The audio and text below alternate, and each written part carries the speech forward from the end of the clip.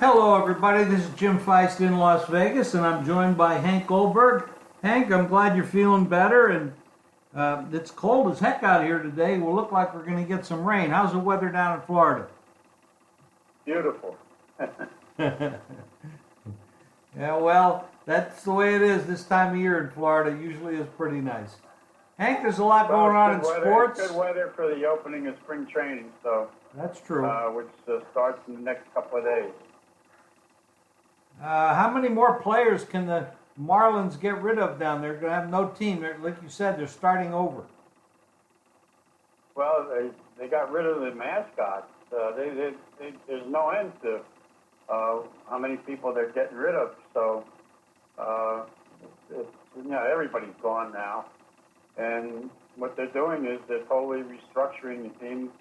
They're having sessions with people in the community at the ballpark, and what they're doing is they're starting from scratch, and they're trying to get people to agree with the philosophy, saying that they weren't going to win with the guys they had, so they might as well start over. You know, they had the nucleus of a pretty good club, but they felt that they had enough needs that they weren't going to win with those guys, and that they were and they're trying to sell a bill of goods that as long as they weren't winning with them, they might as well get rid of the big salaries and try to come with a bunch of young guys and rebuild with guys that they felt would give them a better chance to win. But they got rid of their entire outfield. They got rid of their best infielder. They have a couple of good young infield prospects, but they basically have gutted the whole ball club. Yeah, it looks that way. It could be a little bit more of the the old Oakland team with Moneyball philosophy. Well, I don't know what Jeter knows. He hired a new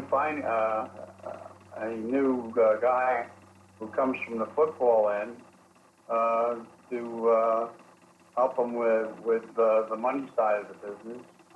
He's supposed to be a sharp guy, but it just doesn't make sense. He let go of the three consultants who were old-time Marlin guys, and that's not a popular decision. One of them was Tony Perez, who's popular in the Hispanic community in town. Not a popular decision. They got rid of the baseball play-by-play guy, Rick Waltz, who's a very good guy, but they say that was not their decision, that it was a network decision. They don't have a good broadcast deal.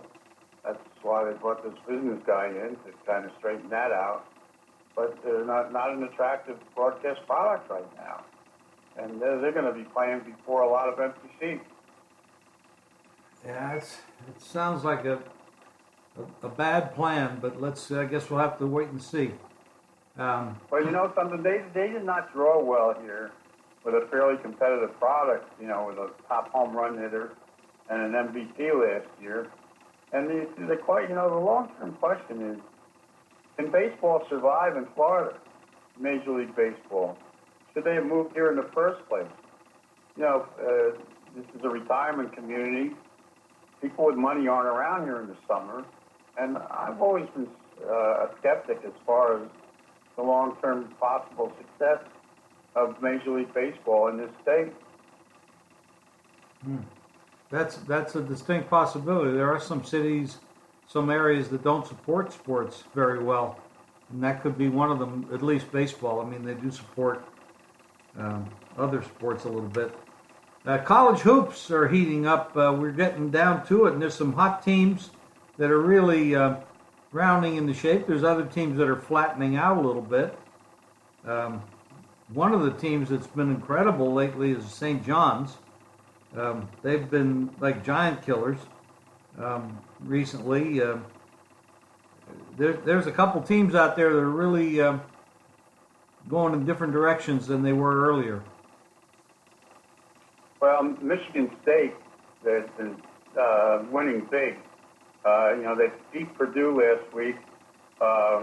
They killed Minnesota last night by about 25 points, something like that. And Izzo has got that team playing tremendous ball. North Carolina has suddenly caught fire. North Carolina's got a lot of talented players, and they're scoring in the 80s every night. So they may be a tough team to contend with right now. They beat North Carolina State big. They beat Duke the other night big. Duke's struggling because they can't defend, although they beat Georgia Tech this week to snap the 2-game losing streak. And they beat Georgia Tech without the top scorer. He should be okay now. But I don't know. Teams like Miami, which was a top 25 team, has fallen out of the top 25, and they lost last night to Virginia. Although Miami, Virginia beat them pretty easily on Miami's home court, and Miami relies too much on outside shots, and there's a reason why they had been highly rated at the beginning of the season, but they're not really what they were cracked up to be. So, you've got some teams. I'll tell you, Auburn is playing Kentucky tonight. They're an 8-point favorite over Kentucky. Auburn's good. That's an incredible number when you look at just the names of those teams. An 8-point favorite over Kentucky, but that Auburn's earned it right. I mean, they have done everything that you could expect of them and more. So I'm not going to be laying the numbers, but they have played extremely well, and Kentucky's been in and out. Definitely not consistent. Tell you, the Hurley brothers, one of them is coaching Rhode Island, and Rhode Island's just been beating everybody. I'll tell you, Xavier is playing very well right now, and I think they're playing Villanova this week, and Xavier's favorite. And then you've got Hurley's Bobby Hurley in Arizona State. He's never beaten Arizona since he's been coaching Arizona State, and they meet up. So that's kind of that's an interesting matchup. So there's a lot of things changing, but it looks like the traditional teams are starting to play better. But Kansas is struggling. I don't think they're as good as they were. West Virginia's pretty good right now, and he's a good coach. He'll have them ready. Yeah, West Virginia's a little, I don't know, I call them bipolar. They play some amazing games, and other times they just can't get out of their own way, and that happens occasionally, or actually more than occasionally. And it really, their outside shooting, their go-to guy is missing. They really don't have one. But when they get on, and these teams that they're going to meet in the big dance that haven't seen their style might have real problems with them, because not everybody plays that type of style of basketball. The teams that see them often can adjust to it, but others are not going to be able to.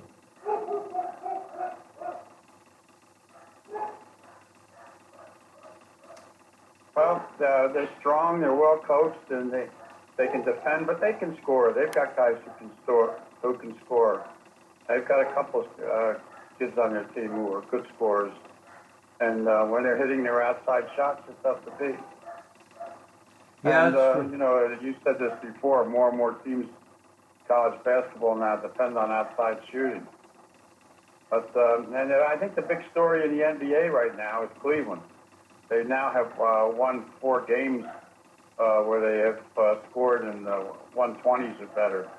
The trades they made apparently really helped them a lot, and I think they're back where people projected them to be. It's an amazing turnaround. That trade was shocking. The number of players, how they put that all together, and it just seems like it's working. And they're very dangerous right now. I didn't think they were going anywhere till that trade, and now that I see that it's working, they're definitely going to be the beast of the East, and it's going to be hard to knock them off for sure. Yeah. Well, Hank, we got our plays up on our site, jimfeist.com. My plays are up there. Before we go, Jim, Mike Shula was hired yesterday as the new offensive coordinator for the Giants. He's, of course, comes from Carolina, and he's going to be the offensive coordinator and quarterback coach, but he's not going to call the plays. And that's interesting. And the other interesting fact is that, Reich is leaving Philadelphia, and so is the quarterback coach. And the head coach there is not going to hire a coordinator. He's going to run the offense himself without a coordinator. I think that's a big mistake. Yeah, that's true. That could be a tremendous mistake. We see things like that happening all the time, and when these people talk about head coaches, probably a little too much. The offensive and defensive coordinators, and even the quarterback coaches and stuff, they make a big difference. And when you lose those guys, that chemistry between the player and those coaches really is something that's very hard to find, and to replace it is difficult. So those type of things can make a big difference from year to year. We saw what happened with Atlanta when they lost Shanahan, and they never quite got back to where they were the previous year, even though they had almost the same talent on the offensive end. So we can see a lot of shakeups going on. Not just quarterbacks, not just head coaches. These assistant coaches, the offensive, defensive coordinators, make a big difference when they move on. Well, I'm surprised the Giants are going to allow their new head coach to call the plays after you saw what happened last year when the head coach was calling the plays. What a disaster that was. Yeah. Yeah, it's they never learn, do they? Hank, everybody out there, thanks for listening. Go to jimfeist.com, get Hank's plays, my plays. We'll be back here again. Big day yesterday. We had a big day yesterday. We gave you 6 picks, and we won 5 of them. That's pretty damn good, Hank. That's excellent. And you have a bunch of plays up there today, I see. What do you have, 5 or 6 up today in college? Yeah, yes. I gave out 4 college, 4 pros. Okay. That's a big card. That's 8 plays from Hank. Go to the website, pick them up. jimfeist.com. Hank Goldberg. Get his plays. He's been red hot. And we'll be back here again Friday to talk a little more sports with you, and sports and gaming. Thanks, Hank. All right, Jim. Have a good day. You too.